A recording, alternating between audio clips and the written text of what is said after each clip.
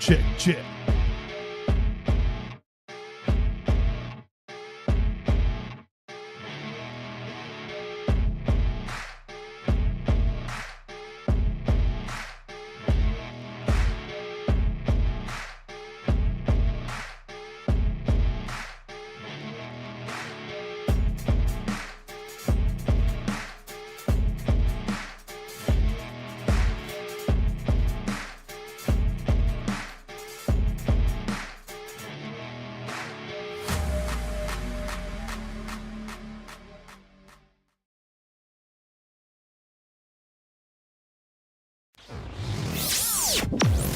And now, Mike's thoughts. It is not smart to banish a firearm at somebody. It is not smart to call somebody a, quote, a cracker ass bitch. It is not smart to tell somebody that I am going to kill your bitch ass, cracker ass MFer. Guys, that's exactly what Terrell Suggs did a couple months ago, actually about a year ago now. But Terrell Suggs has officially been sentenced to probation after flashing a gun and calling a Starbucks drive-thru and calling the barista a pussy ass cracker and I will, quote, kill your bitch ass. Guys, Terrell Suggs had to serve 100 hours of community service, take anger management, avoid alcohol, and get approval to leave the state. Now, when I posted this earlier on our Facebook page at facebook.com/manhour, if you guys are not following us over there, you should. Many people are like, oh, if the roles reversed, this would be a hate crime. If the roles were reversed, that person would be in jail for a very, very long time. Money is keeping this man out of jail. His fame is keeping this man out of jail, and over and over and over. And guys, I agree with you. If I were to call a barista at Starbucks or McDonald's the N-word and get your blank ass out of here or I'm going to kill you, I would be in jail for a hate crime. You would be in jail for a hate crime. Guys, the system is broken, all right? Terrell Suggs, yes, I am glad that you only got 100 hours of community service and you got probation. But brother, you flashed a gun at a barista at a Starbucks. For one, what is your problem? How pissed off in the world can you be for at Starbucks to flash a gun and say, I'm going to kill your cracker ass? Pussy cracker ass, my bad. But come on, y'all. Terrell Suggs, I hope you get the help that you need. I hope that anger management sets you on the right path. I hope that you are no longer calling people pussy ass crackers in a full voice. At least just say it under your breath, right? Cue that intro. Are you ready for the best damn NFL show on the planet? Man Hour Nation, rise up. Yeah, hey. Hitting that gridiron, we going hard, we running the plays. You know the vibe, only the strong survive. Gotta keep your head in the game. Talking NFL, uncut, straight raw. Steady bringing that sauce. We about to take off, get it hype. This man, our sport talk. Yeah, from the quarterback to the lineman. Everybody bringing heat. You don't really want to try them. Hey, who gon' win? It's a battle of the giants. This show is the flyest. Nobody can deny it. This is Man Hour. Sport Talk. Man Hour. Sport Talk. What team you reppin'? We keep it interesting. Who caught another down? Who got that interception? This is Man Hour. Sport Talk. Man Hour. What the? Sport Talk. What team you reppin'? We keep it interesting. Who caught another down? Who got that interception? Let's go! What is up, Man Hour? Nation, Michael Buckeyes are here with the Man Hour. It is April 3rd, 2025, 9:04 here on the East Coast time. Hope everybody's having a grand old day. It is Thursday edition of Man Hour NFL Talk, guys. We were replayed last night because we had tornadoes roll through the area. We had a total of 3 tornadoes roll through our area, 2 touchdowns, and now we have a lot of rain and flooding going on. The Ohio is supposed to crest like at 60 some odd feet by Saturday. It is nasty outside. It is nasty outside. If you are in the Ohio Valley, the Mississippi Valley, in the Midwest, Southern, guys, Be safe out there. If you're in Arkansas, Mississippi, Alabama, Louisiana, Tennessee, Kentucky, Indiana, Ohio, guys, just be safe out there because it is nasty. We're getting a lot of rain. But guys, sit back, kick the feet up out because we got 2 hours of NFL live, raw, uncut NFL talk today, guys, and we're going to talk about the mock drafts. We are going to talk about Shadir Sanders going from potential number 2 overall pick all the way down to number 24. Slow it down, baby. What? And then the Dallas Cowboys. Guys, Jerry Jones said he is all in. Jerry Jones says he is all in, and they're going to make selective, aggressive moves, and the Dallas Cowboys did just that today. They did that today, and they went out and they snagged the guy that's going to shake their whole team up. They snagged the guy that is going to get him to the moon, baby. We're going to talk about that. Raiders are Super Bowl. What? Raiders are Super Bowl. What? Yes, guys, the Raiders and Super Bowl, those are in the same mouth of Mark Davis's mouth. We're going to talk about that. And then we got over-under AFC South edition. We have all four AFC South teams with the projected wins of 9.5 for the Houston Texans, 7.5 for the Colts, 5.5 for the Titans, and then, of course, 7.5 for the Jacksonville Jaguars. We're going to determine that's over or under on that, get those betting things out there. And we got the Vessel segment on Thursday called Did You See That? And every Thursday, guys, we go across the NFL landscape. We ask, did you see that? Did you see what happened? And then, of course, we're going to end the show with a little bit of fact and a little bit of crap. Live interactive show, guys. Before we get together, we got to welcome some people in the chat. If you guys are watching us, hit that like button, hit the share button as well, because sharing is caring at the end of the day. We got the man, the myth, the legend, Mr. Old Man Rivers in the house. What's up, Old Man River, guys? Old Man River is a pigskin pundit. Be like Old Man River. Hit that membership tab, and bada bing, bada boom. You get a lot of perks. You get a lot of perks. Perks. That's all it is. Let's go. Sports in the chat today says, what's up? What's up? Flash it back to 1997. The Taco Bell. What's up? The Taco Bell. What's up? Sports? What's up? Got my man Alpha Rob in the chat today as well. Alpha Rob, kudos to you, good sir. Kudos to you. Your AFC East just got a hell of a lot easier. Joe Milton's gone. Got easier, baby. Easy come. Real McCoy says, easy come, easy go. He will not learn. Meaning Terrell Struggs. Listen. As a former athlete myself, as a former player that I was on top of the world, right? Like I was one of the top players in my state when I was in high school. I was a above average player in college, at the JUCO level, at the Division I level. I just never really panned out right. But then I got on to the next chapter in my life in the CFL. Indoor football, I was on that high level, right? All-Star games, Pro Bowls, whatever you want to call it. Guys, it is a tough transition to where everybody knows your name. It is a tough transition to where you are on top of the world, where like you can just walk out and you can get a free hamburger. You can go get a free pair of shoes. You can do this, and this, right? It is a tough transition. And let's just be honest, Terrell Suggs has now been out of the NFL, what? For at least 10 years-ish.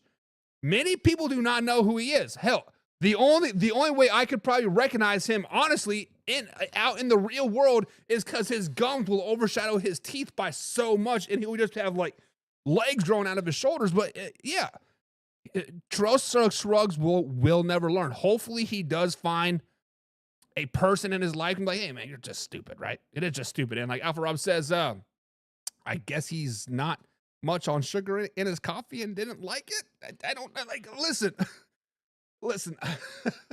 Like I have been pissed off before in like in my life. I have been pissed off to the point where like I wanted to beat a baby back bitch, right? But I never in my wildest mind when I'm like, let me go to Starbucks. I wanted ice in my coffee. Like I never thought about putting a gun in your face or brandishing like, hey, do you see this? You want to keep on your mouth? You see it? Like what?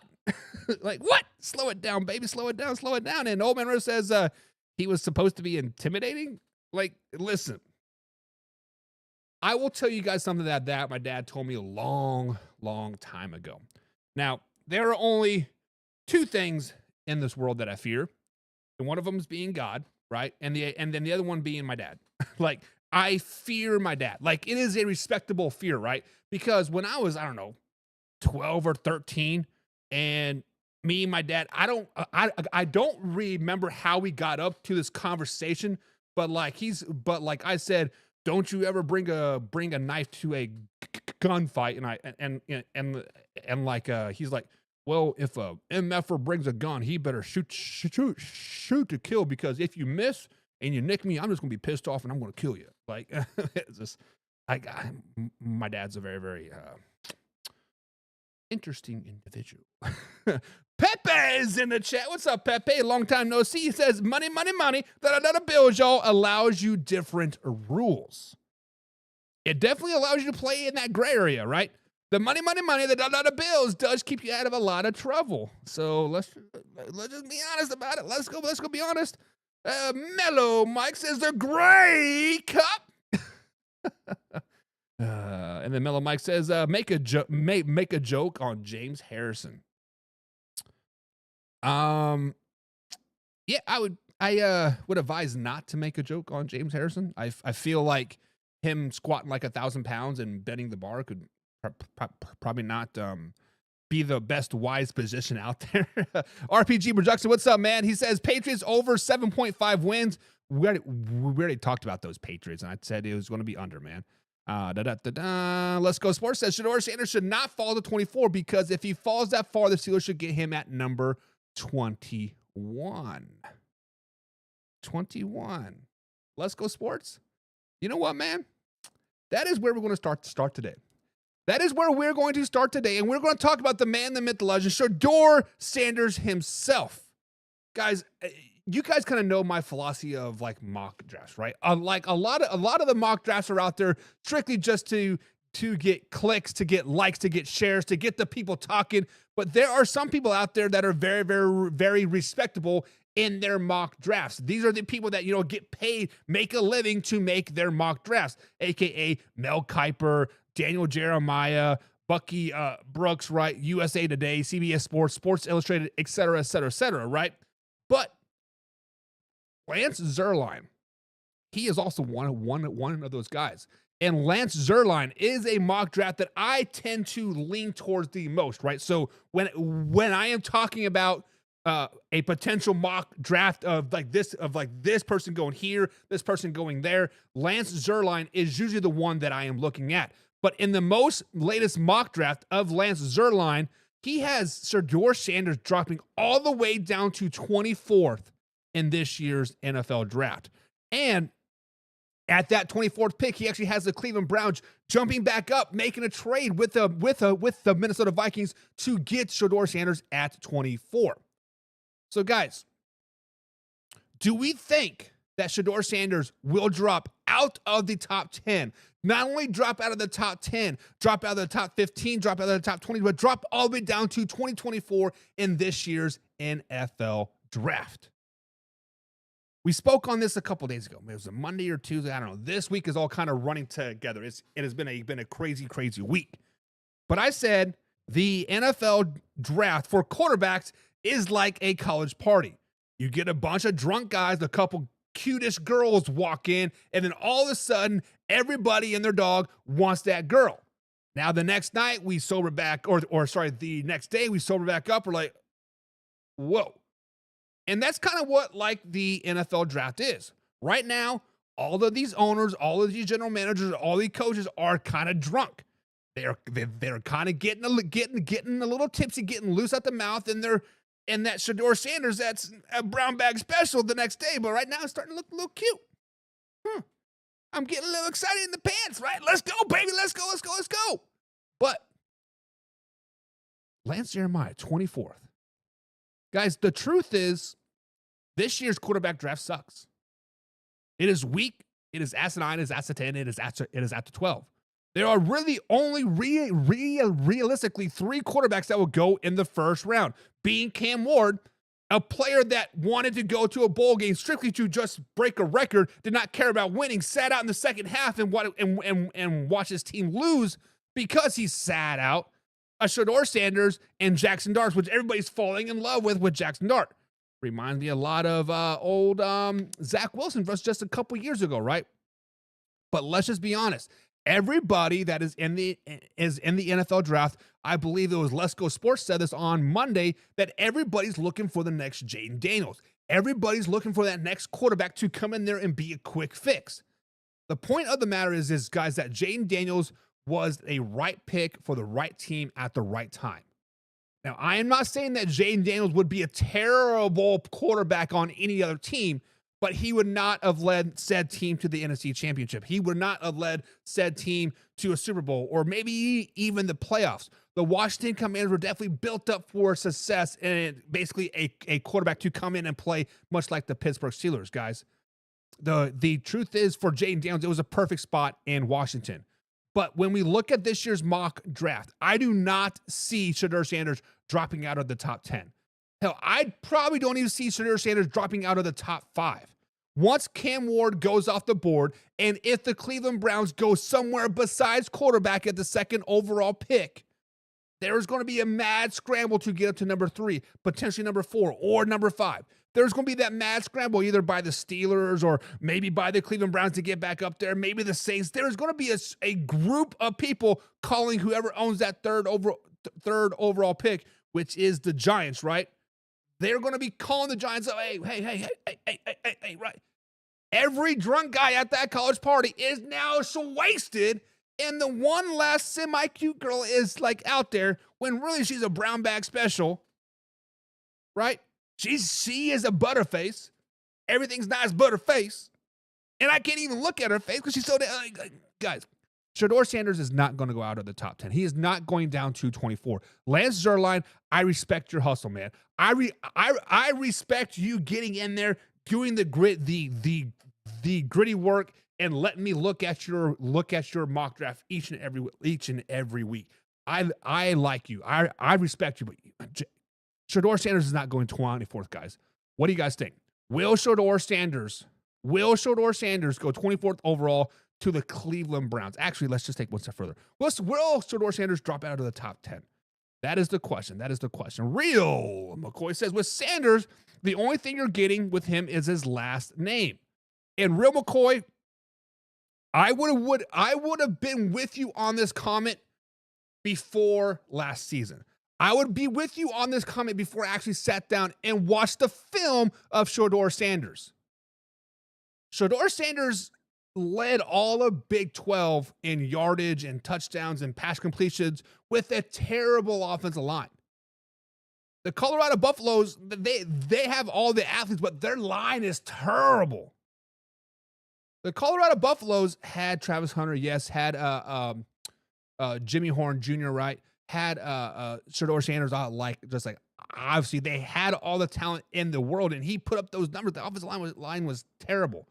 And then if you flash back the year before that at Jackson State, his freshman and sophomore year, right? Their line was even worse. Yes, they had a couple of athletes here or there, but Shedeur Sanders is not a terrible quarterback. He has a lot of room to grow. He has a lot of flaws that need to be fixed.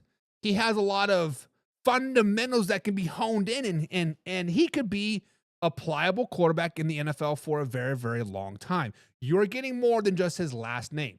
Now, you are getting his last name. You are getting that everything that comes with the primetime last name, aka Sanders, right? You are going to get all of that. But at the same time, sex sells. Shedeur Sanders right now is sexy. New York is looking for that sexy guy. Cleveland's looking for that sexy guy. The Dallas Cowboys are looking for that sexy guy, even though they got one. And Joe Milton would slow it down, but right. But slow it down, but let's just saw it. Let's Go Sports says, I don't necessarily know if I want Shedeur Sanders, but we need to win now, and I think he can develop and give us a better chance than Rodgers.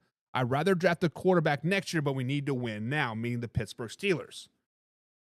Shedeur Sanders will not go down to the Pittsburgh Steelers. I'm just like, if you're sitting at 21, I believe is where the Pittsburgh Steelers sitting are in this year's draft, right? He is not going to go past number 5 or number 10, 100%. Now, I am not saying that the Giants need a quarterback. I'm not saying that the Jets need a quarterback or the Browns or the Saints or the Raiders or whoever else is like up there, but we all get a little quarterback happy. We all got a little antsy. We all kind of need that quarterback, right? Can I get one of those quarterbacks? And it's going to happen. Mellow Mike says, I like Lance. He can talk good shit. Lance, like, what Lance are you referring to? Like, oh, Lance Zerline. Okay, my bad. Yeah, he definitely holds his own. Pepe says, if Sanders goes to the Steelers, he is destined to finish 9-8 for his entire career. Pepe, you're not wrong. As long as Mike Tomlin is the head coach in Pittsburgh, they're going to go 9-8. Hey, they might get crazy. They might have an X Factor year, go 10-7. But he will never be a losing quarterback. Right? Never be a losing quarterback. Let's Go Sports says he is good, but his arm strength is questionable. That is true as well. But I want you to go to his highlight film. He is playing against Nebraska. It's the third game of the season. I think it's the Nebraska game. Obviously, Shedeur Sanders is a right-handed quarterback, right? He is scrambling to his left. His body is facing the sideline. His chest is facing the sideline. I believe it's J.C. Horn or Jimmy Horn. It's Horn Jr. I don't know his first name. I can't remember if it's J.C. or Jimmy. But Horn Jr. is running a. It appears to me like a big, long and comeback route, right? So I don't know if Shedeur underthrew him and Horn come back to it, but it appeared that they were on the same page. Sanders is facing his chest toward the sideline. He rotates the hips all in one motion, rockets it about 50 yards down the field. That is pure arm strength. That is pure talent. Now, he is not going to be able to throw a ball 80 yards into the wind, right? But he definitely has some arm talent, some arm skill. You cannot teach the pure athletic ability like that move was. Alpha Rob says he's going to be no. So Alpha Rob wants to say nope. Here, I got this new little thing. Let's see if it works here. Alpha Rob says no, he's going to be too hype up for that to happen. So I'm still kind of working on this little bot. Like I'm an amateur programmer on the side. So guys, like a little bit about me. I work IT. I nerd out about IT, and I've been working on this little bot. But Alpha Rob says no, he is going to be too hyped for that to happen. Meaning he's like his name is going to be too big. There's going to be so much hype around him to drop out of the top 10. And Alpha Rob, I do agree with you on that. Mellow Reich says the quarterback class sucks this year. Glad I have a quarterback. Guys, Mellow Mike is a Houston Texans fan. He is a CJ Stroud fan. He thinks CJ Stroud is a top 10 quarterback in the NFL. And we'll talk about that. We'll talk about it. Pepe says if Sanders goes to the Steelers, he is destined to be 9-8 for his ever career. Popped up again. But I agree with you. Let's Go Sports says, I'll be honest. Let's Go Sports says, let me break down the shield. Let me take my bias out of it. Let me be honest. I was a Jaden Daniels doubter. I'm disappointed in myself. But then Jaden Daniels proved me wrong. And I'm proud of him for that. I was super worried when they played him and glad we beat him. Listen, Jaden Daniels had a hell of a season last year. Now, obviously, we have film on him. Now, obviously, he's a little bit longer in the tooth. Now, this year's his proving ground, right? There's such thing as a sophomore slump. Let's see how he can go. Oh, man, Rivers of Pigskin Plenty, guys. Pigskin pun. Get you some. He says Shedeur Sanders will go in the first 10. Shedeur Sanders will be a top 10 NFL buck. You're right. You're right, old man River. Mellow Mike says Sanders best embrace the suck. Pack your bags. You're going to Cleveland, baby. Oh, man. That is quarterback hell. Where is James Frank at? Somebody get James Frank on the horn. Somebody check his pulse, because there are two places in the NFL you do not want to go if you are a quarterback, especially a quarterback. One of them being the New York Football Giants or Jets. The second one being the Cleveland Browns. And Mike says, look, Shedeur Sanders is going number 2 overall. Hell, the Cleveland Browns might jump up to number 1 and get Shedeur Sanders just to make sure he comes to quarterback hell. Pepe says Colonel Sanders is going to get fried in Cleveland.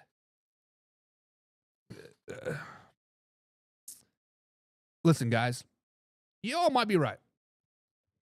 When we sit back here and we think of the Cleveland Browns, they're a dumpster of a fire team. Every time they have a little bit of a success, they try to kick in the door, they crack in the door. Baker Mayfield, like 6 years ago, 5-6 years ago, right? Kicked in the door, took the Browns to the playoffs since the first time since like 1985 or whatever the hell it was. Went on the road and beat the Pittsburgh Steelers in a wild card game. Everybody's saying Baker Mayfield and the Cleveland Browns, and what they do, they trade Baker Mayfield on and bring in Deshaun Watson. Oh, we got Deshaun Watson, baby. Let's go.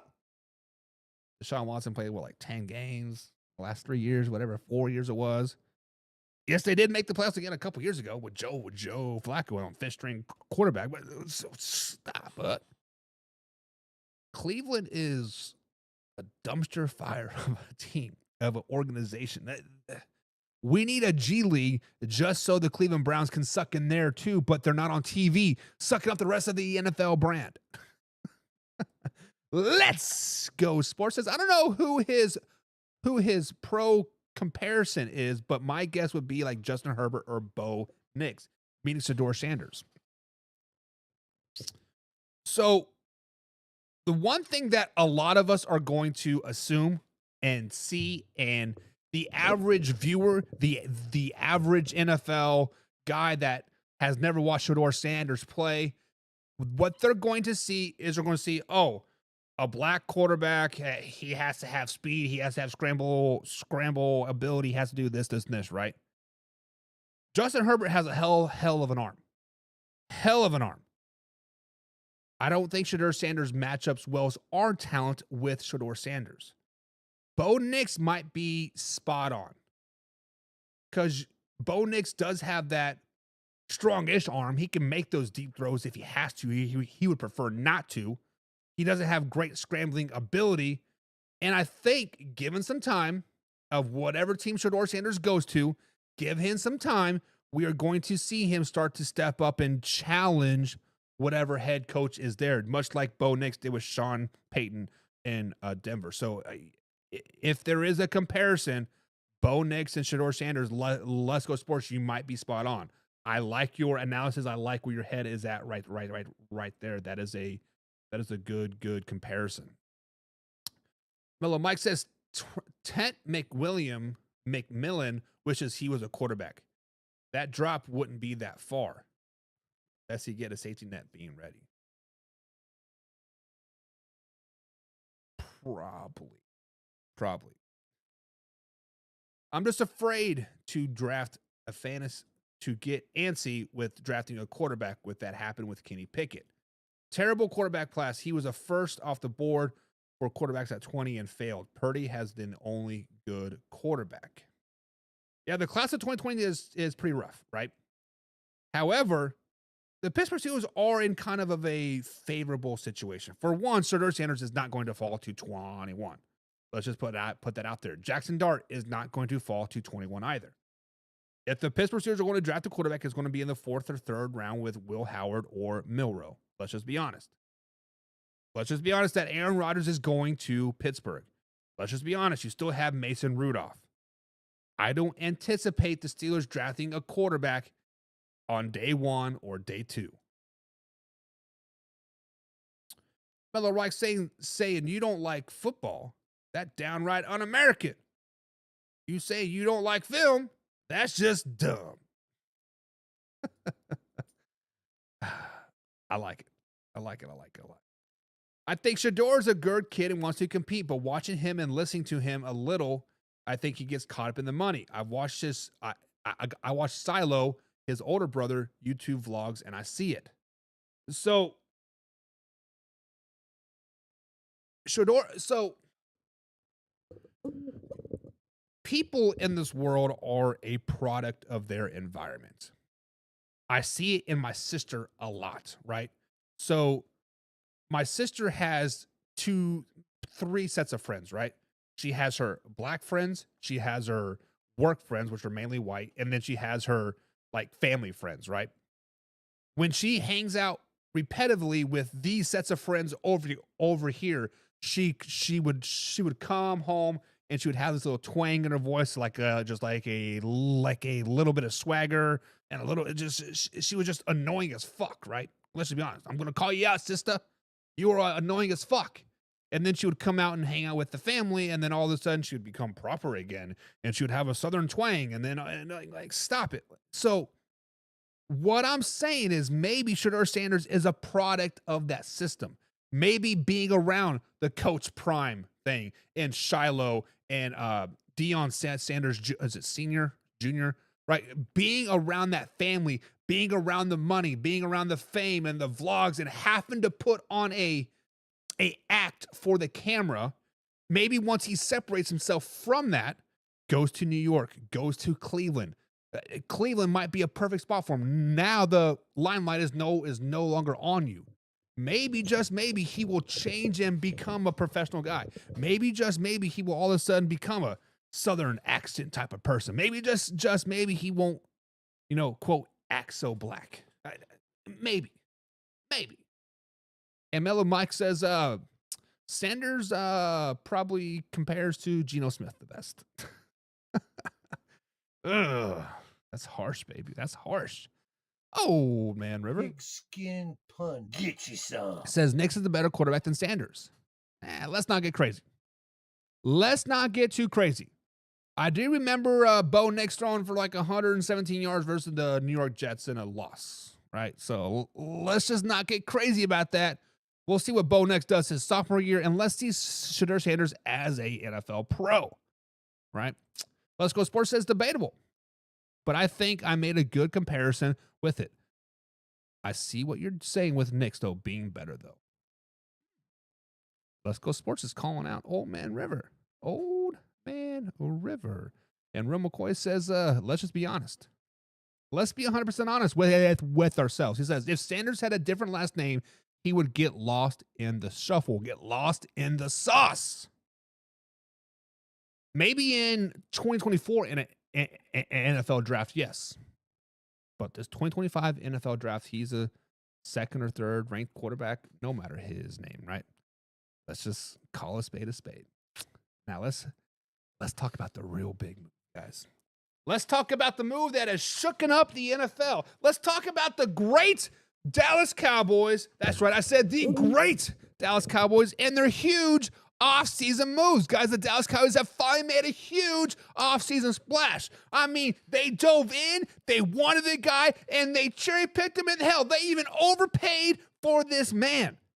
Guys, Jerry Jones and the Dallas Cowboys traded a 5th-round pick to the New England Patriots for a 6th-round pick from last year in Joe Milton III. That is right. You heard that right. The Dallas Cowboys gave the New England Patriots a 5th-round pick for a quarterback that the Patriots drafted in the 6th round in last year's 2024 NFL draft. A player that was probably not even going to make the team. A player that was going to probably be a casualty. A player that doesn't move anybody's needle. Doesn't tickle my pickle.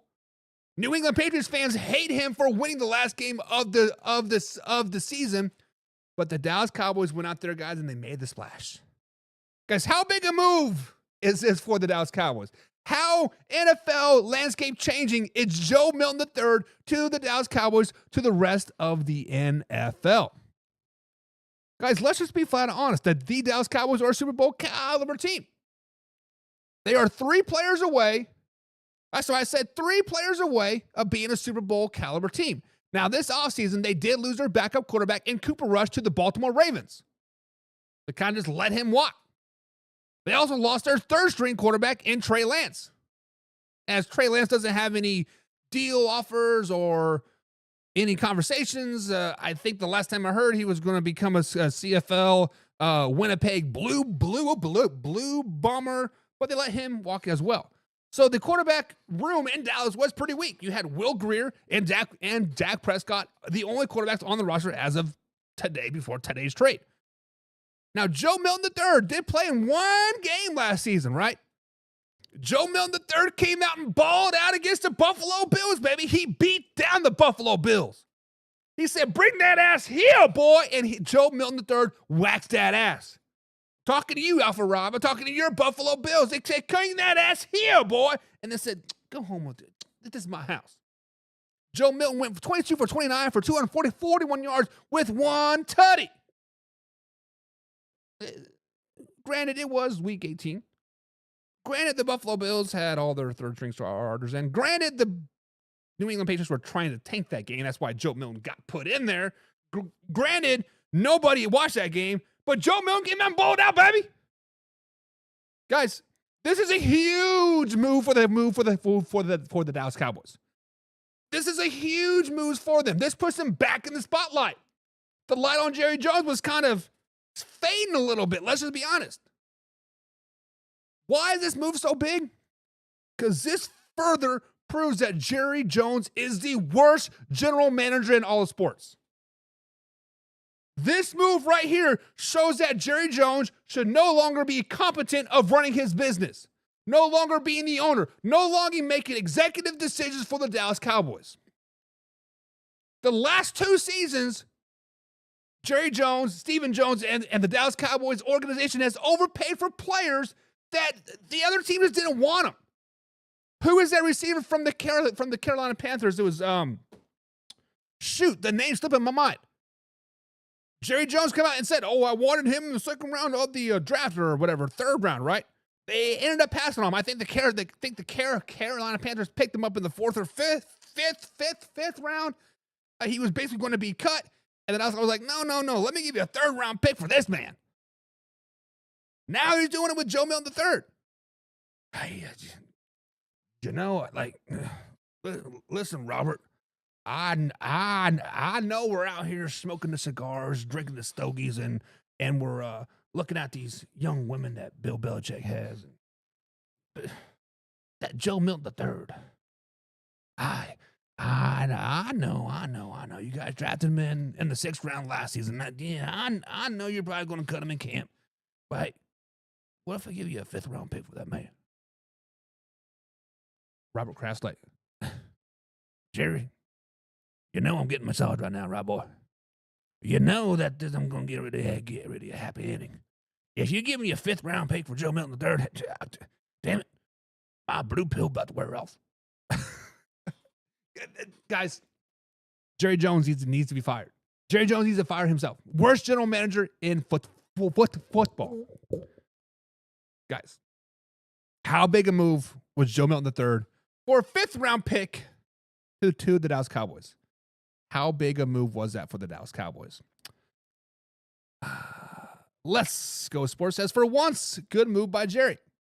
But it won't be impactful unless Dak gets hurt. But he usually does it so it's impactful.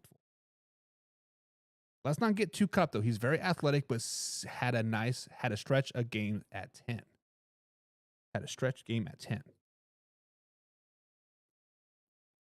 So Let's Go Sports says this is a huge move. If I'm gathering of what you're saying, Let's Go Sports, you were saying you love this move by the Dallas Cowboys. You said this is game-changing move. This is landscape-changing. Let's Go Sports, you understand that Joe Milton III is going to be probably a 4th-string quarterback on this Dallas Cowboys roster. Maybe 3rd, depending on if they draft a guy or or not. Will Greer is definitely better than Joe Milton III.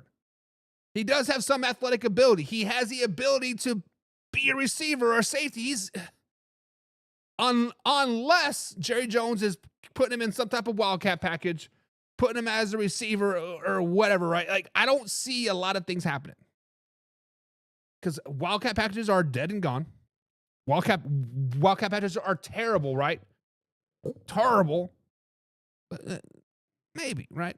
Pepe says Jimmy Johnson gets more legendary with every decision Jerry Jones makes. Not wrong. Like, if Jerry Jones did not have such a big ego, if Jerry Jones would have let the world write his course with Barry Switzer and or Jimmy Johnson, either or, right? Let's just be flat out honest. If Jerry Jones could have took a step back, think about how great they could have been. Like, legitimately. Like, how great could the Dallas Cowboys have been if Jerry Jones just could have took a step back and not been in the limelight for 10 years? Just think about it. Would we have seen the greatness of Tom Brady and the New England Patriots? would we have seen the birth of the Packers? And like, it's just crazy to think, like, if he could just take a step back, check his ego of what could happen. Real McCoy says Cowboys will not be a winning team with Jerry Jones calling the shots. Real McCoy, I am with you on this. General manager Jerry Jones is terrible. I hate him. The worst general manager in football, period. But he is one of the best owners in the NFL. He is the best at selling his brand, selling his product, making the Dallas Cowboys sexy, even though despite having not winning a Super Bowl since 1996, with them, we're almost 30 years. But yet we're still talking about him. But yet they're still headlining those. And they're still America's team. If Jerry Jones could just fire himself from general manager or be an assistant general manager or something, just not call the official shots. They need to check and balances. Alpha Rob says Jerry Jones out here wheeling and dealing. He is, man. He is out here. They're smoking on their stogies. They're drinking out their Evan Williams bourbon, getting back rubs, looking at 25-year-old women's paying the $4.99 for OnlyFans to get blue balls to shoot out dust. Crazy. Alpha Rob said Joe went in for business for himself.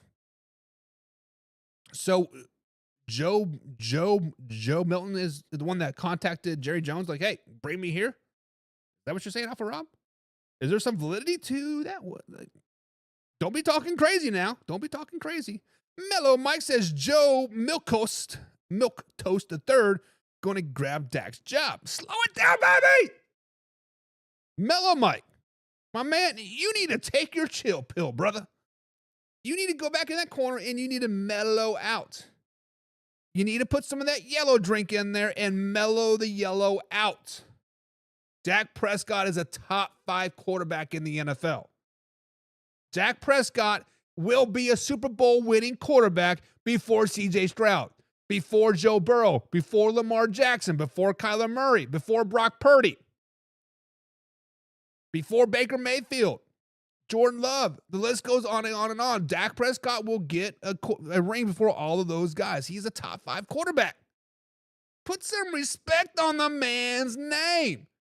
If Dak Prescott was in any other team, you put him on the Cleveland Browns, you put him on the Giants, you put him on the Dolphins, the Panthers, the 49ers, the Seahawks, the Cardinals, the Packers, the Minnesota Vikings, and he puts up the numbers that he does, we are all praising the man. We have one hand on his nuts, the other hand on his big old cockaboo, and say, man, you are awesome. We love you, Dak. Jonathan Mingo. Thank you, Mellow Mike. That's the guy's name. Jonathan Mingo was the receiver that they overpaid for last season. Jonathan Mingo, that had like 2 catches for the Cowboys last season. Let me confirm that. He is back on the Cowboys roster, by the way, for this season. He played in 8 games. So he started 1 game, had 16 targets on 5 catches for 46 yards, 9.2 yards per carry, and 2 first downs. Boy, that's worth that 3rd round pick. Tell you what, brother. Tell you what. Jesus. Oh, man, River. Pigskin pun. Get you some. He says, first off, his pro season was profitable. Sanders is a roll of the dice. This will tell. First off, his pro season was profitable. Sanders is a roll of the dice. Okay. Yes, Sanders does have Shador Sanders has a very, very high ceiling, but a very low floor as well. I agree with you, old man River. Mellow Mike says Jerry Jones needs to fire his plastic surgeon. Is my man really getting plastic surgery? I mean, I think he's getting a little bit of Botox. He's getting that Botox to help with those migraines. But is he getting plastic surgery? I think just crazy.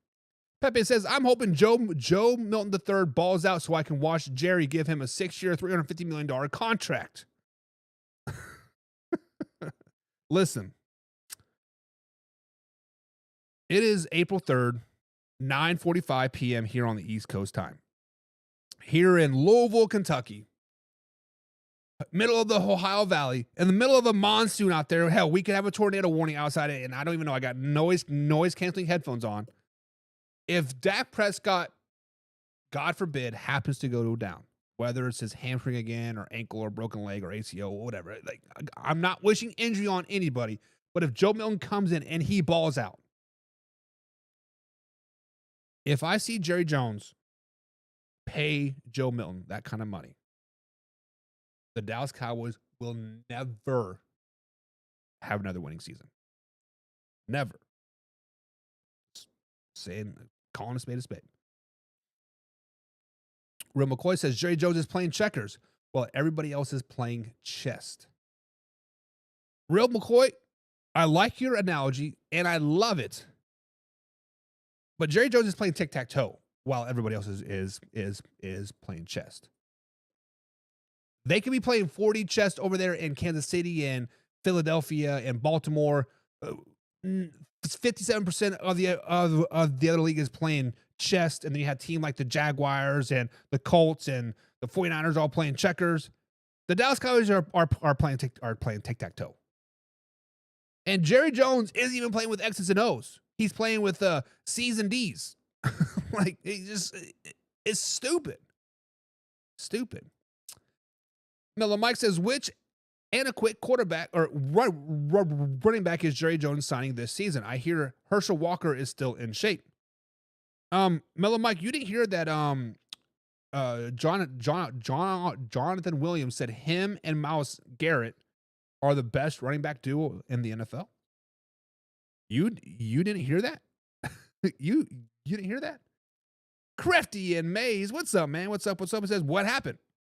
What happened was Jerry Jones traded a 5th-round pick to the New England Patriots for Joe Milton III. That's what happened. And it's stupid. It's asinine. And Jerry Jones needs to be fired. Fire the general manager, Jerry Jones, now, owner Jerry Jones. Fire yourself, man.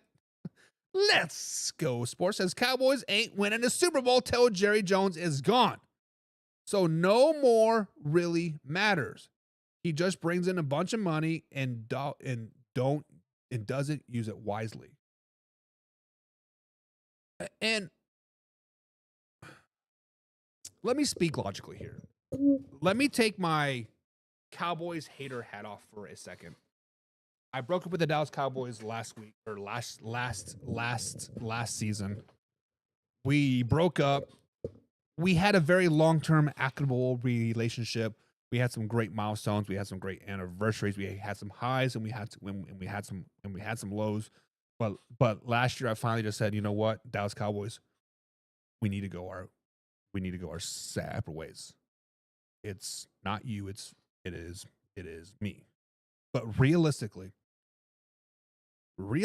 guys, the Dallas Cowboys are 3 players away from going to a Super Bowl. They are 3 players away on offense of going to the Super Bowl. They need to fill that left tackle void. They need a decent running back. Whether it's a top 5, top 10 running back, it don't really matter. They need a decent running back. And then they need then they need a solid number 2 receiver. So left tackle, running back, and a number 2 receiver. The Dallas Cowboys are a Super Bowl caliber team. Their roster is there. Their defensive roster is there. As long as you run away from Myles Garrett or run away from Micah Parsons, he likes to chase down. You don't like you running at him. As long as the Dallas Cowboys can score about 20, 25 points per game, jump out early, get that 7, 10-point lead game after game with a nice number 2 receiver, whether it be Amari Cooper, it could have been Stephon Diggs or potentially Tyler Lockett. I don't know. I know Diggs with the Patriots now, but a left tackle, I don't know who. Do you draft him? I don't know. A running back, maybe Gentry falls down to 12. I don't know. but they are 3 guys away. They are 3 days away. Mellow Mike says, I give Jerry Jones this. He can draft offensive line. Mellow Mike, the Dallas Cowboys do draft offensive linemen well. The last 4 or 5 drafts, actually prior to the last two drafts, so not 2024 or 2023, but from 22 to about 18, the Dallas Cowboys were drafting very, very well. Van Der Esch, right? Sean Lee, you had Smith. They had a great drafts, right? But you know who was leading those drafts? It was not Jerry Jones. Stephen Jones was heading those drafts. Stephen Jones was making the final calls. Jerry's like, hey, Stephen, you think you can do better? Do this, right? Stephen Jones was doing better. The Dallas Cowboys were going on the right track. They started to gain a little bit of momentum, and then people found out that Stephen Jones was the one drafted. Jerry's like, oh, no. This is my team. This is my team. And there's like what old man River says, Jerry's ego got the better of him. And that's what happened the last 2 seasons. That Jerry Jones has been drafted, and you see what the Dallas Cowboys are at. World of hurt. No, by winning that Week 18 game. Alpha Rob, you still better about that Week 18 game too? Go Sports says, I don't think they're America's team anymore. They are America's clowns. Steelers are actually first to be named America's team, but they said no. Just a fun fact, I guess. And I know that is a fun fact. I know that is a fun fact, but truth of the matter is the Dallas Cowboys are must-talk TV. I guarantee you, if I were to relabel this live stream or when I clip it and I put Dallas Cowboys are great, I'm going to get 1,000, 2,000, 3,000 views just because of the Dallas Cowboys name alone. I can take that same video, the same clip, the same live, and put Pittsburgh Steelers are Super Bowl bound. And that's going to get 100, 200, 500 views. Because people love to hate the Dallas Cowboys. It is what it is. Crafty and May says Falcons 10 wins, over or under. We will talk about the Falcons tomorrow. We're doing AFC South over under. And then tomorrow we'll do the NFC South. But I can tell you they're not going to be very good. Old Man River says Dak to Cleveland. Slow it down, baby. We talked about that, Old Man River, and you all call me stupid. Jerry has a vision. Why doesn't no one else see it? Jerry Jones is like that third. Jerry Jones is bipolar and he's talking to himself.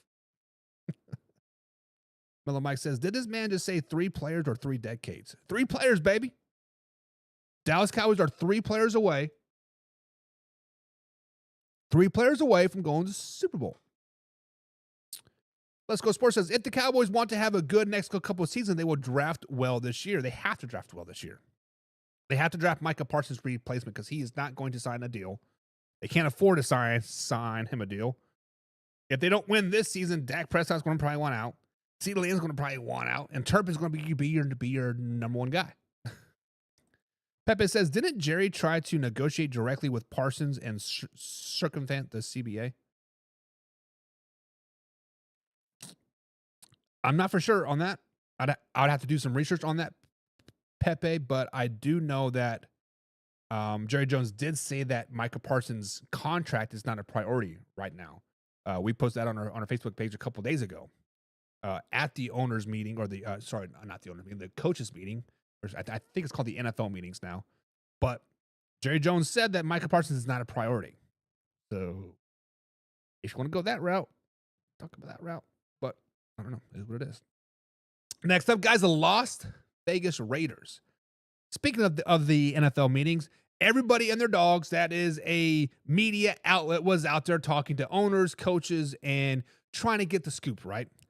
And a particular reporter loves them some Las Vegas Raiders. This particular reporter has been a Raiders fan per se for the last 40 some odd years. And he asked the Raiders owner, Mark Davis, he was asked if the Raiders can win a Super Bowl this season. And Mark Davis says, I don't know, but it's possible. It's possible we can get to the Super Bowl this year. When I heard that, I'm like, guys, how close are the Raiders to winning a Super Bowl? As a matter of fact, how close are the Raiders getting to a Super Bowl? Let's just be honest. I want to put this disclaimer out there. I am a Kansas City Chiefs fan. Through and through, I bleed yellow and red. Been a Chiefs fan my whole life. For the last 35 years, I have been a Kansas City Chiefs fan. Let's just be flat out honest about it, right? But the Las Vegas Raiders have been bad the last few seasons. Last year, they were 4-13. Like I said they would be, but they finished at 4-13. Ended up firing their coach, Antonio Pierce, which was the man, the myth, the legend. Everybody loved him. He's going to turn around this team. Tom Brady's going to save us. Just stop it. The year before that, they were 8-9 in 2024. Actually, sorry, 2023. But they did end the season on the 3-game winning streak. Actually, they won 3 of 4 versus teams that are basically playing for nothing. We beat the Kansas City Chiefs Christmas Day. Sure, they were not playing for nothing. The Kansas City Chiefs were at the lowest of the low points at that particular time. You couldn't beat a bad Indianapolis Colts team that was playing for something, so stop it. And then in 2022, they went 6-11. Not very, very good. They had potential. They reached their potential, and then they get knocked back down. Let's just be fun and honest. But guys, this year, everything's on the up and up, right? They got their new coach. They got Pete Carroll. They got their quarterback. They traded for Geno Smith. But they lost some heart and soul on the defense. They lost some of their big defensive players. Last year, they had the 27th ranked offense and the 15th ranked defense. Guys, the truth is the Las Vegas Raiders have a lot of holes to fill. They need linebackers. They need running backs. They need offensive line. They need wide receiver. And they're going to need a quarterback in a couple years as well. As Geno Smith just signed a 2-year, $46 million deal, I believe it was, upwards to 86. But they need receiver, linebacker, running back, and offensive line. So Mark Davis, it is not possible that the Raiders make the Super Bowl this season. It is not possible that the Las Vegas Raiders make the playoffs this season. It is not possible that the Las Vegas Raiders are anything but dead last in the AFC West. The Raiders are a long, long ways away from a Super Bowl. They're even further away from an AFC West championship. They're even further away from beating a competitive team year after year after year. Now, Geno Smith could have a freak year. Jacoby Myers can go off and he could be a top 5 guy, right? But that freak year and going off and whatever, it might equivalent to 8 wins, maybe 9. Guys, they're so far away, it is not even funny. They are so far away that Jerry Jones has the better chance of taking over the ownership of the Las Vegas Raiders and leading them to the Super Bowl. Let's just be honest, guys, but what do you guys think? How close are the Las Vegas Raiders to winning a Super Bowl? Is it 1 year, 2 years, 3 years, 10 years? My personal opinion. Now, let me fact check myself here real quick because I think Pete Carroll's, 76 years old? 73 years old. So Pete Carroll is 73 years old. His birthday is January 24th. Happy late birthday. Happy belated birthday, as I like to say. Sorry, no. September 15th is when his birthday. So he'll be 74 by the time the NFL season starts. Guys, by the time I'm 73, 74, I hope to be retired. I hope to be sitting in my recliner, feet up, cursing at the kids for walking on my grass. Pete Carroll is not going to be coaching for very much longer. So let's say they're decent in 3 years. Pete Carroll gets them there. Turns it around. Geno Smith's balling out. They get Ashton Gentry. They bring Amari Cooper back, and they're balling out, and they're making a Super Bowl run. They'll have to redo everything again in 4 years. 4 years, anyways. Pete Carroll is going to be gone. You can put in Chip Kelly, sure. He's going to get ran out of town like he did in Philly and Washington and San Francisco, and go back to college and succeed and run out. Guys, the Raiders are far away. Let's go. Sports says Jerry's vision is 30 years down the road. It is. Too bad he's not going to live that long, unfortunately. Let's Go Sports says the closest playoff seed they are is maybe a 7th seed. And honestly, Let's Go Sports, they're not even close to a 7th seed. You can look at the AFC right now, and you can say, going from east to west, the Buffalo Bills are going to win the East. Texans will win the South. Chiefs will win the West. Ravens will win the North. There's your 4. Then you have wild cards, right? Let's slide in there the Jacksonville Jaguars in there, potentially, right? Then you have the Broncos. You have the Chargers. Hell, you have the Steelers. You have the Bengals. You could potentially have the Browns. You could potentially have the Jets. The Raiders are the last thing on my mind when I think about 7th seed. I would be more willing to put the Patriots up there before I put the Raiders up there in a 7th seed, right? Miller Mike says, you think that Mark Davis could afford a decent haircut? Mike, this is the end thing, bud. This is just the old man mullet. That is all it is. It's just the old man mullet. He's living life. He's loving life. Have you seen his girlfriend? He's doing better than all of us. He's doing better than all of us. Let's Go Sports says the Geno Smith trade was good, but the extension was a mistake. Yes. I actually got into a Facebook debate and X debate. If you guys are following us on Facebook, head over to facebook.com/manhour NFL Talk. And of course, you can find me on Twitter at manhour_buck as well. But I was having a civilized conversation, in my opinion. But I said, what has Geno Smith done to earn the extension? Well, he took the Seahawks to the playoffs in 2022. Awesome. He lost that playoff game. Since then, he has not been to the playoffs. They haven't even sniffed the playoffs the last 2 seasons. Geno Smith is a good bridge gap quarterback when he's 36 years old, right? 35. I would have had him play out his contract and then figured it out. But maybe they're anticipate he's going to blow up. I don't know. I don't know. Real McCoy says the Raiders owner is drinking the Kool-Aid again. If you're going to dream big. I mean, in his defense, he said, I don't know. It is possible. Also, later in that quote, he did say this is the best part of the season because we're in first place. So, like, I mean, he understands he doesn't have a great team, right? I think, right? Miller Mike says the KC fears Brock Bowers. Man, y'all missed out on Kelsey's replacement, and now he wears silver and black. Ouch. We definitely did not miss out on Travis Kelsey's replacement. There was no way Brock Bowers was dropping down to the 32nd overall pick last season. It just wasn't going to happen. If the Raiders wouldn't have taken him, the Lions would have, or so if the Raiders wouldn't have taken him at 10th overall, wasn't it? The next team in 11th would have done it. Sports says talking about not coaching for much longer. What about Reed? He's still winning Super Bowls, but he's getting old. I feel like it would be a surprise and not surprise retirement whenever it does happen soon. So Andy Reid is getting old, and of course he is not in the best shape of his life. But he did just sign another 3-year extension, if I'm not mistaken. So Andy Reid is only 67 years old. So in theory, he could probably coach for about 5 more years, right? If you're up with Pete Carroll and Bill Belichick and the rest of those boys. But the writing is on the wall. Once Mike Tomlin becomes a free agent coach, Kansas City Chiefs will scoop him up and bring him into town.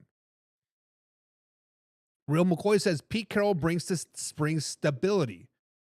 He is starting to build the future. Real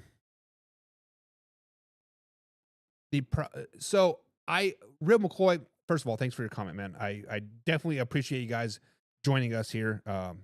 The everydayers and picks and puns and like whatnot. But when you are a NFL head coach, right, you have your core group of guys that you like, you coach with, etc. Right. So I was a part. So my coaching story, right? I was a linebacking coach over at a 6A high school, right? This we developed a nice little staff, a nice little core over there at Floyd Central High School, right? When the head coach left to go to greener pastures per se, we were a very successful program over there. We were winning regional titles, semi-state, state titles, etc. We could just never get over that hump, and our head coach at the time thought that the grass was greener on the other side. When he went to that new job, he brought 6 of us over there to this new job. The people that did not come here stayed on the old staff, but then they quickly got fired. So what I'm saying is Pete Carroll you can build your staff, you can bring your stability, you can do whatever you want. But once Pete Carroll leaves the Raiders coaching position and a new head coach, new general manager, etc., comes into place, you can have that foundation, but the new head coach is going to want to have his people.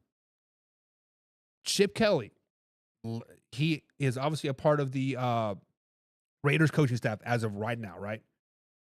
You could elevate him into the head coaching stop. You could have the same group of guys there, but Chip Kelly is going to want his guys. Bring them in. And then all of a sudden, now you have to build a whole culture back over again. So you can have a nice stability, nice culture for 3 or 4 years, awesome. But at the end of the day, once he leaves, it's going to affect everything. I think I'm saying it right. Let's Go Sports says any coach after Reed is set up for a future with Mahomes. And if we are talking about the Kansas City Chiefs here, I think you are 100% correct. I think when Andy Reid does ultimately retire, he is 67 years old. He has several Super Bowl rings. He has been around the block. He's been there, done that, right? I think ultimately when Andy Reid does leave, Patrick Mahomes and Brett Beach will sit down and they will cherry pick their own guy. Patrick, who do you like? Brett is obviously going to have the final decision, and the Hunts family, right, will definitely have the final decision. But Patrick Mahomes will definitely have a very big play into that. Will it affect the Mahomes ego? That's a story for a different day, right? But hopefully, the Kansas City Chiefs and Brett Veach have learned from the mistakes of the Green Bay Packers and include him in the decision, since he is your franchise player. Since we all know what happened with him with the Green Bay Packers and Aaron Rodgers. Mike says John Gruden hooked Mark Davis up with Chucky's barber. That's kind of money turns at any hoe into a housewife. Mike, we know you can't turn a hoe into a housewife. Come on, baby. Let's Go Sports says Kelsey's replacement is in the draft. Joshua Simmons from South Carolina, strong, fast, and versatile, leading receiver on the good 9-3 South Carolina SEC team. Watch his film; he's really, really good. We did the Picks and Punters did watch his film today, and I do not think he is going to go late in the first round. He is probably going to be the second tight end off of the board. Let's Go Sports. He is damn good. All right, guys. So it is time for a little bit of over and under. Guys, this AFC South over under is the win totals for the NFL 2025 NFL season. As you guys know, the betting lines have come out, and we are going to start on the AFC South. We're going to work our ways around the NFL landscape, and we're going to determine if it's over or under said number of wins per the betting lines. So the first up here is we do have the Houston Texans. Guys, the Houston Texans right now are set as betting favorites at 9.5 wins in 2025 NFL season. So when we look at the Houston Texans to determine if it's going to be over or under, we have to look at their schedule, right? Obviously, the schedule does not come out until June. So this is pre-draft. This is pre-schedule release. This is strictly going off of what we know for the Houston Texans going forward. So we do know that they will play the Denver Broncos, Las Vegas Raiders, the Buffalo Bills, Arizona Cardinals, San Francisco 49ers, and the Tampa Bay Buccaneers all at home this season. and then they'll play the Chiefs, Chargers, Ravens, Rams, Seahawks on the road, including the Colts twice, the Jaguars twice, and of course the Titans twice as well. Last season, the Houston Texans did finish 10-7. First place in the AFC South. They did have a wild card win over the LA Chargers before losing to the Kansas City Chiefs in the divisional round. Also in 2024, they've seen some offensive woes. They're 22nd ranked overall offense in 2024, but they did have a 6th ranked defense in 2024.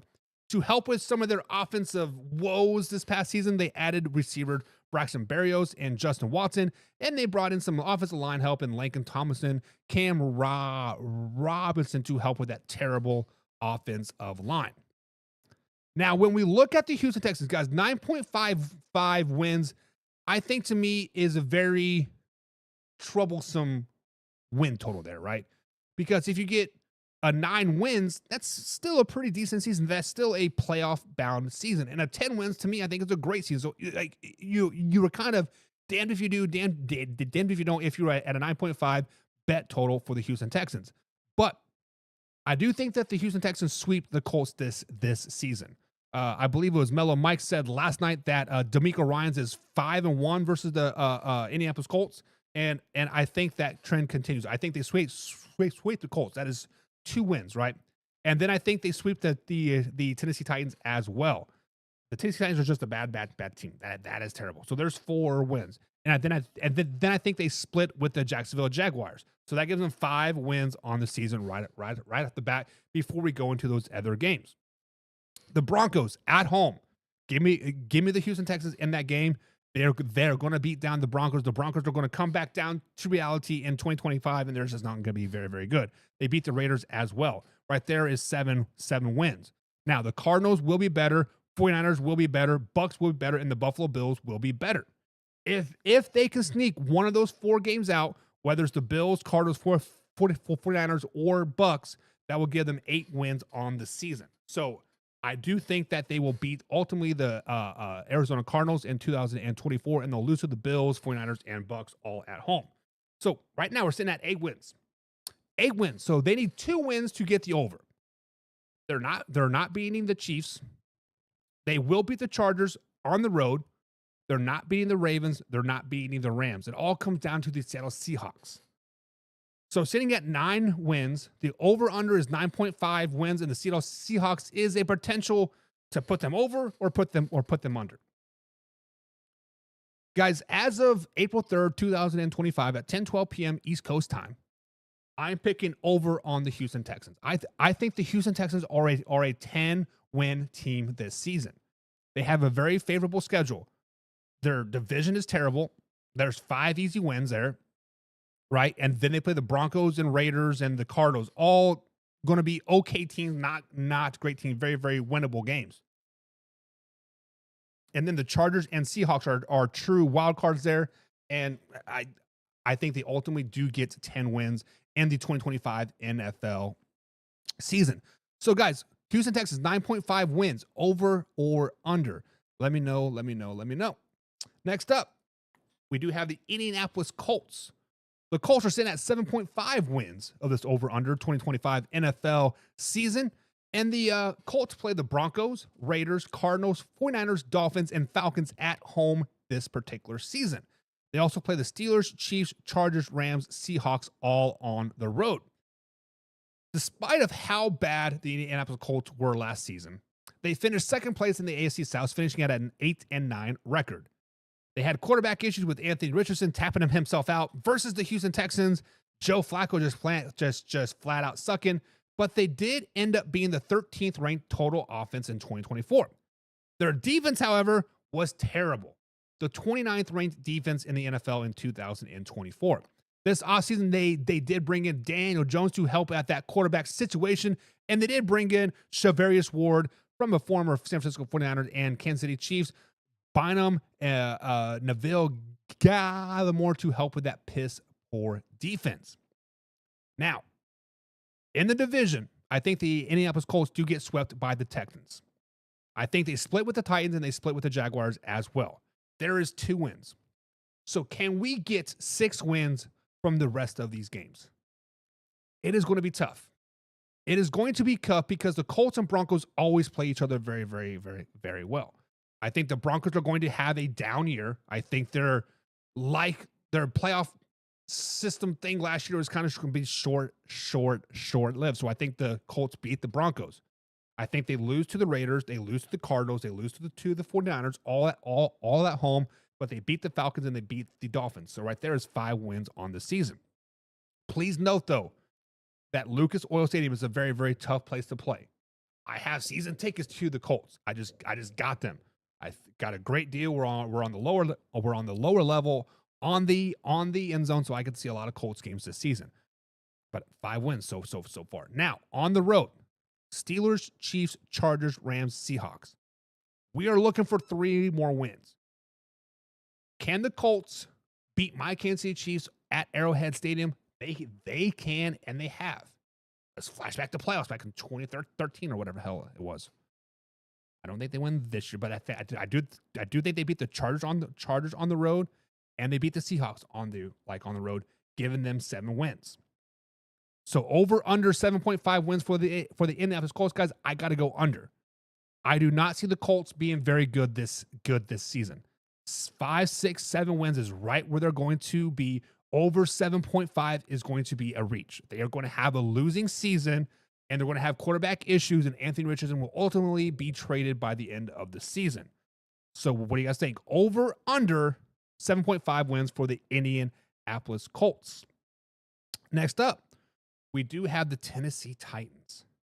The Tennessee Titans over under win total for 2025 is 5.5 wins.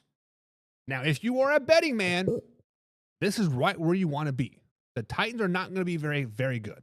They play the Chiefs, Chargers, Rams, Seahawks, and Patriots and Saints at home this season. And then on the road, they play the Broncos, Raiders, Cardinals, 49ers, and Browns. Very, very winnable games. They did finish the season last year at 3-14, 4th place in the AFC South, but they do got the first overall pick in the 2025 NFL Draft. Despite that 3-14 record, they had the 2nd-ranked defense in 2024. Guys, wrap your head around that. The Titans were 3-14 last season, and they still had the 2nd-ranked defense in 2024. They did have the 26th ranked offense in 2024, however, which is why they lost majority of their games. This offseason, they did bring in quarterback Brian Allen, Van Jefferson, Dan Moore to help on the offensive side of the ball, and they brought in a lot of guys and re-signed them on the defensive side of the ball. Now, I do think the Titans do get swept by the Texans. They split with the Colts, but I do think they sweep the Jacksonville Jaguars. For whatever reason, the Tennessee Titans always step up and play the Jacksonville Jaguars very, very well. So that right there is 3 wins. We are over halfway there. Can we get 3 wins out of the rest of the season? Are they beating the Chiefs? No. Are they beating the Chargers? No. Are they beating the Rams? No. Are they beating the Seahawks? No. Are they beating the Patriots? No. Are they beating the Broncos? No. Are they beating the Raiders? No. Are they beating the Cardinals? No. 49ers? No. Browns? Yes. They are beating the Cleveland Browns. So I got 4 wins for the Tennessee Titans in 2025. So over under 4.5 wins, guys, for the Tennessee Titans. I am going under. 4 wins for the Tennessee Titans, guys. Obviously, this is pre-draft, pre-OTAs, pre-schedule, all that lineup stuff, right? But I got to go under. I don't like the Tennessee Titans this season at all. Now, the Jacksonville Jaguars. The Jacksonville Jaguars. This is a team that is a head-scratching team, right? They are projected at 7.5 wins in 2025. They play the Chiefs, Chargers, Rams, Seahawks, Jets, and Panthers all at home. They play the Cardinals, Bengals, 49ers, Raiders, and Broncos on the road. They've also finished 4-13 last season, with Trevor Lawrence missing 7 games. They had the 25th ranked offense and the 31st ranked defense. Leon Conan came in Duval and gutted everybody. That Jacksonville Jaguars team, if you had a little bit of fat on you, you got cut out and threw to the wolves. They gutted everybody this offseason, but they did bring in some potential plausible help. They brought in Jordan Lewis, Mick Mullins to be a backup quarterback, Eric Murray, Patrick McCarkey, which is a guard from the Ravens. They brought in center Robert Hainsley. They brought in wide receiver De'Ami Brown, tight end Hunter Long, and offensive tackle Fred Johnson as well. They pretty much rebuilt the whole offense through free agency. Now, the Jacksonville Jaguars are a team that I think is going to be either really, really, really good or really, really, really bad. There is no 7, 8, 9, 10 win for them. They're either 13 wins or 3 wins. So I do think they get swept by the Titans. They split with the Texans. They split with the Colts. So right there off the bat is 2 wins. We're looking for 6 wins. 6 wins to get over the 7.5. Do they beat the Kansas City Chiefs at home? I do think they beat the Kansas City Chiefs at home. Jacksonville is a tough place to play, especially early in the season when it's hot, humid, whatever, right? I don't know the schedule, but I feel like the Kansas City Chiefs will play the Jaguars early this season. I think they beat the Chargers at home as well. There is 4. Rams, Seahawks, Jets, and Panthers. These are all kind of wild card games, but I think they beat the Panthers. I think they beat the Jets. I don't think the Jets are going to play very well down there in Florida either. They lose to the Rams and Seahawks respectively at home in close games. Right now we're sitting at 6 wins. We're looking for 2 more road wins. Can they beat the Cardinals on the road? They cannot. Can they beat the Bengals on the road? They cannot. Can they beat the 49ers on the road? They cannot. Can they beat the Raiders on the road? Yes. And they have. They beat the Raiders. And I think they beat the Broncos as well, giving them an over of this season. So 7.5 wins for the Jacksonville Jaguars, guys. Over, under. I'm going over with them. Now, I like I said, I do think that they will be great or bad. I'm predicting about 9 wins off of this, but I could definitely see 11, 12, 13 win season for the Jacksonville Jaguars if things get right. Now, if it goes bad, 12 and 13 is that's tough, baby. That is tough. But guys, that's going to be over under for the day. Let's see what you guys are talking about in the comments here. I subconsciously skipped those guys. That is my fault here. Mellow Mike says 3-1 against the Colts, 2-0 in Lucas Oil Stadium, Nico Collins Memorial Stadium. Nico Ryans, right? Or I mean, I guess yeah, Nico Collins is a receiver, right? I'm bad. Oh man, River Pigskin Pundit. Pigskin pun. Get you some. Says we will see, but the Raiders just got 2 head-busting linebackers and tightened up that defense. Raiders got a lot of holes to fill, Old Man River. Still got a lot of holes to fill. Let's Go Sports says Texans slide into that 4th seed in a terrible division every year, but lose in the divisional or wild card game. I believe it was Alpha Rob, Let's Go Sports, said this Tuesday night, that the Texans are forever a 4th place team. Right? For the foreseeable future, the Texans are forever a fourth place team. There's just teams above them that are better, that have easier schedules, right? Just it is what it is. Let's Go Sports says, I say the Colts are somewhere about 7 to 9 wins. So what their over under was 7.5. That is tough. Old Man River says Texans are going to win that Gimme South. Let's not sleep on the Jaguars quite yet, right? The Jaguars got some momentum. They could potentially be doing some work. Let's see what they can do. Let's Go Sports. The Colts are a team that always finds ways to get good, cheap wins versus good teams that catch good teams on a bad way. Sneaky good wins. And honestly, Let's Go Sports, you were exactly right.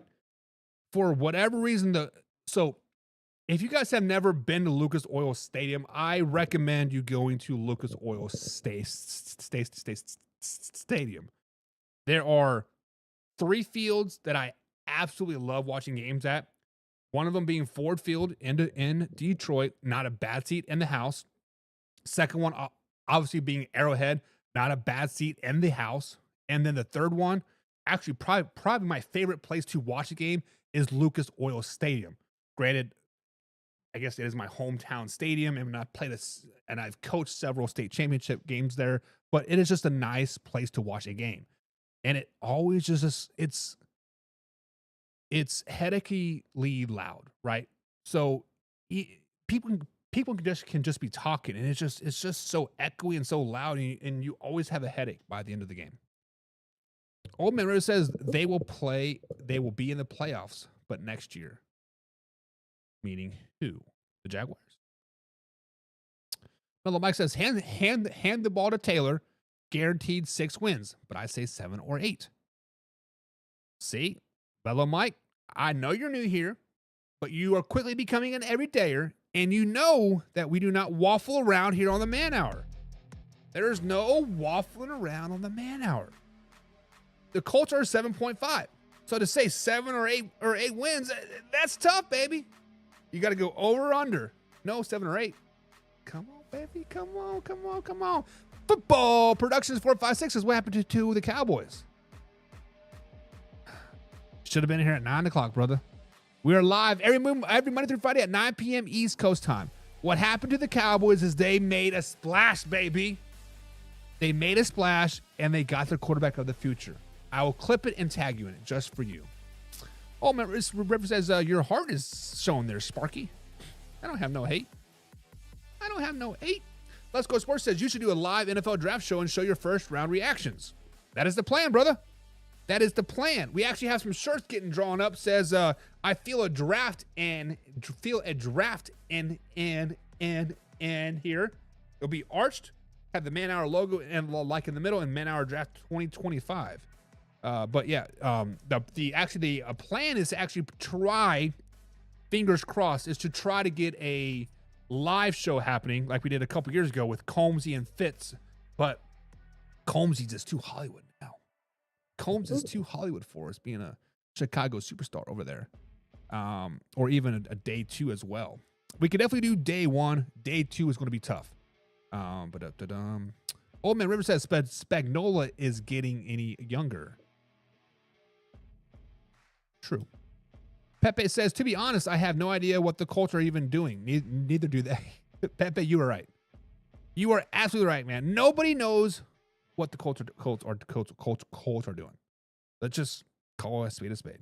They don't. All righty, guys. So it is time. We are 90 minutes into today's show. Guys, we are live every Monday through Friday at 9 p.m. East Coast time. And for the foreseeable future, once the NFL or once the high school season starts, I will be MIA on Friday nights, but we have Mike Graves and my man Hoffy along with Combs holding down the fort. So guys, will still have 5 days a week, every Monday through Friday at 9 p.m. East Coast time, and potentially Sunday shows coming up as well once the NFL season starts. But it is Thursday. We have a beautiful segment called Did You See That? Guys, there's some 3 big news across the NFL landscape, and I want to make sure that you guys saw it. So I'm going to ask you, did you see that? First up here on the Did You See That is the Chiefs signed veteran safety Mike Edwards to a 1-year deal. Guys, Mike Edwards played with the Kansas City Chiefs back in 2023 and won a Super Bowl with them. Previously, before that, he did spend 4 years with the Tampa Bay Buccaneers before joining the Kansas City Chiefs in 2023. In 2024, he did spend the year with the Buffalo Bills. He mustered up 1 whole tackle before getting shipped back to the Bucs for the rest of the season, where he mustered up 11 tackles. Now, obviously, 21 and 22 was his best season as a pro. We had 58 tackles and 3 interceptions in 2021. In 2022, he earned those $1 bills, y'all, having 112 tackles with 2 touchdowns as well. Now, this is clearly a death move, a death addition by the Kansas City Chiefs and their secondary. The Chiefs secondary took a huge hit last season with injuries left and right.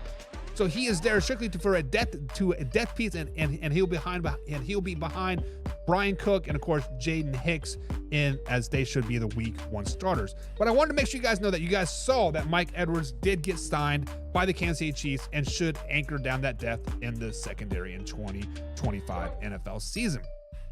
Next up on Did You See That? My man, Todd Bowles. Todd Bowles, guys, is the head coach for the Tampa Bay Buccaneers, and he says the Bucs need to develop the, quote, a killer instinct to achieve greatness beyond divisional titles. Guys, to me, Todd Bowles always seems a nice, cool, and collective coach on the sideline. You really never see him get angry. He can never have a smile or a frown. He just kind of just a stone cold face killer, right? Now, to have a killer instinct, you have to take over your coach's personality. And honestly, the stone cold, no emotion is not going to develop you that killer instincts. So the Tampa Bay Buccaneers have won 5 divisional titles in the row. Not 1, not 2, not 3, but 5 divisional titles in a row with the Super Bowl win back in 2020. Now, Todd Bowles took over in 2022, and he has won 3 titles in a row. Since taking over as head coach in 2022, they lost in the wild card game. In 2023, they lost in the divisional round, and then last season they did lose to the Commanders in the wild card round as well. But guys, do you think that the Tampa Bay Buccaneers can get that killer instinct? Do you think the Tampa Bay Buccaneers can get to the next level, get to the NFC Championship game, and potentially a Super Bowl with Todd Bowles?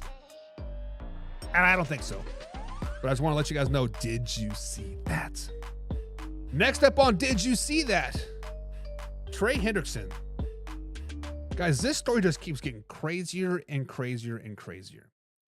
Trey Hendrickson has basically said that he wants to be a Cincinnati Bengal. He just wants some Bills, yo. But in the process, the Bengals executive, Katie Blackburn, has come out and kind of hurt Trey Hendrickson's feelings.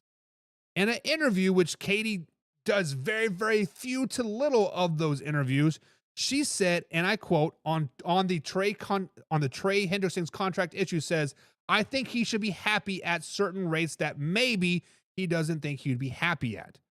Meaning, basically, we're offering him some money, and he should be happy that we're even offering him some money.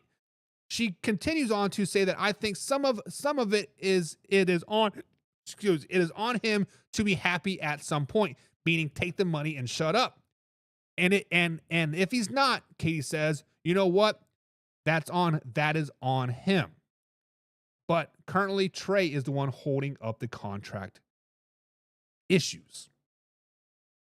So, guys, first of all, did you see that Katie Blackburn said that about potentially a top 3, top 2 defensive end in the NFL? Arguably one of the best defensive ends in the NFL since 2020. Oh, you guys don't know about Trey? You don't know about the work that Trey's been doing since 2020? The last 2 seasons alone, Trey has had 17.5 sacks those 2 seasons respectively. In 2022, he did have, quote, a down year where he had 8 sacks, but in 2021, he had 14, and in 2020, he had 13.5. Guys, since 2020, Trey Hendrickson is second in the NFL in sacks. Second. The only person who has more sacks than Trey in this period is TJ Watt, which he has 73.5. Trey has 70.5. If he would have had a little bit more productive 2020, 2022 and not been injured, he would definitely be the leader. Now, wrap your head completely around this. Wrap your head 100% around this. When we think of solid defensive ends, we think of Myles Garrett. We think of Nick Bosa. We think of TJ Watt, right? Obviously, TJ Watt has had the most sacks since 2020. You know who is third on the list? Myles Garrett, 68.5. Nick Bosa is right below that at 53.5. And then Micah Parsons is below that at 52.5. You know a person who you do not see up there? Max Crosby. Arguably a top defensive end in the league. He just signed a 3-year, $106.5 million deal, which averages about $35.5 million a season. And oh, by the way, Myles Garrett just signed the richest non-quarterback deal at a 4-year, $160 million deal, making $40 million per season. Myles Garrett is third on the list, and then Trey Hendrickson. So, Katie, I see what you're saying. I see what you're saying about Trey needing to, quote, take his money and shut up. This man deserves to get paid.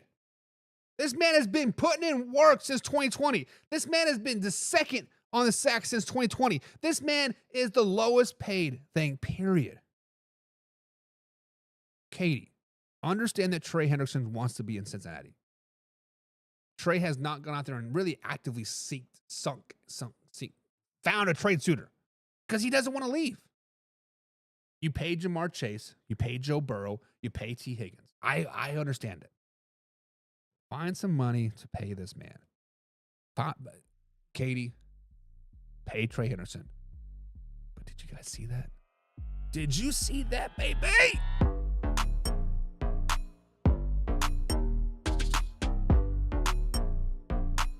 Oh no. Oh no. It's that special time of night, guys. We're the last 10 minutes of today's show, and we end every show with a little bit of fact and a little bit of crap. Guys, fact or crap is very, very simple.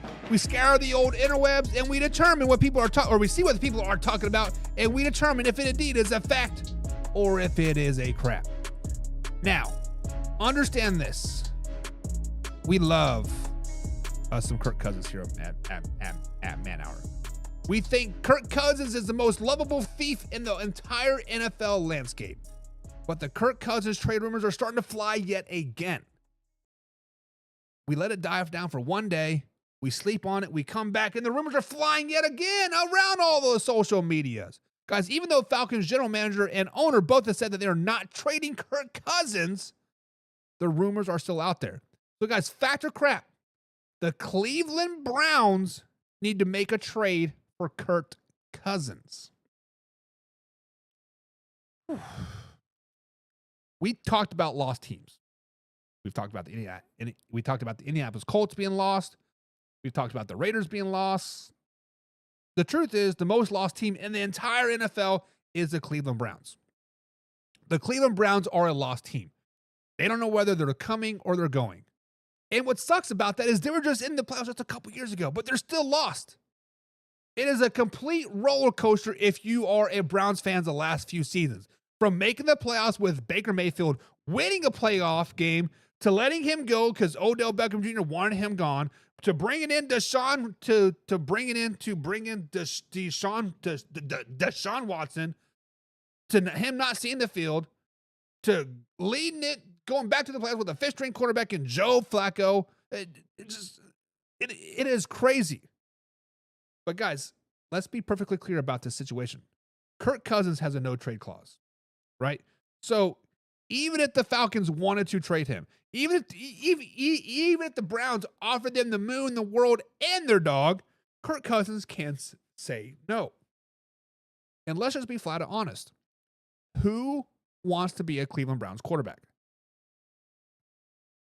Guys, as the facts are that the Cleveland Browns need to make a push to get Kirk Cousins. The facts are the Cleveland Browns should have made a push to bring in Russell Wilson or Aaron Rodgers. The facts are that the Cleveland Browns should trade for Dak Prescott. They need themselves a quarterback to somehow to right the ship, to figure out their direction, to stop this whirlwind, to bring in a veteran quarterback to at least get yourself in some calmer waters. But Kirk Cousins is not going to Cleveland. Who in their right mind would want to go to Cleveland at this rate? Now, maybe if you're a younger quarterback, Trey Lance per se, or Zach Wilson, or Kenny Pickett, yes, Cleveland might be a valuable option. You might be able to right the ship. You might be able to get your name out there and potentially make a playoff behind a pretty damn good defense still. But Kirk Cousins, guys, will be 37 years old at the start of this season. He has a wife, he has kids, and they just moved and got settled just last season. Does Kirk Cousins, as a father, as a husband, want to deroot their kids yet again and move to Cleveland? Guys, the point of the matter is Kirk Cousins is probably going to be happy being a backup in Atlanta. He seems to like the city. His wife seems to like the city. The only reason why I know is because my wife follows his wife on Instagram, so they're friends, right? Whatever. But they seem to be happy in Atlanta. Me being the same age as Kirk Cousins, I would not want to uproot my family for a situation that's just going to be bad. The Clevelands are in a bad situation. As it might work out for him, they might be a little bit successful, but let's just be honest, it's going to be 1 or 2 years tops anyways.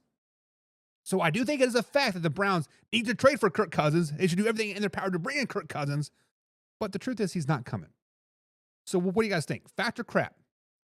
Should the Browns trade for Kirk Cousins? I'm saying fact. Real McCoy says Cousins to Browns only works if the offensive line is great. He is a pocket quarterback. And honestly, Real McCoy, you are right. But the offensive line is not terrible. But I think Kirk Cousins will elevate that play of the offensive line because his ability to read the field.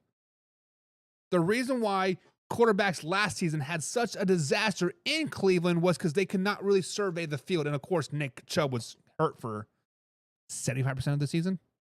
Nick Chubb is back. should be 100%. Kirk Cousins is back, should be 100%. You have a young receiving core, so you can run the ball, you can pass the ball. It makes it a lot easier on the offensive line when they're not packing the box with 7, 8, 9, 10 guys. But yeah, you are correct. You are correct on that. But guys, that's going to be it for today. That is going to be it for today. Oh, no, it's not, Buck. No, it's not. We got to talk about the Eagles. We got to talk about the Philadelphia Eagles and potentially building a statue of Jalen Hurts and Nick Sirianni. Guys, after the Super Bowl 50 win, the Eagles built a statue of Doug Peterson and Nick Foles outside after that Super Bowl win. With their most Super Bowl win, guys, factor crap. Will the Eagles build a statue outside of the stadium of Jalen Hurts and Nick Sirianni? That is where we want to leave that. That is where we're going to leave that, guys.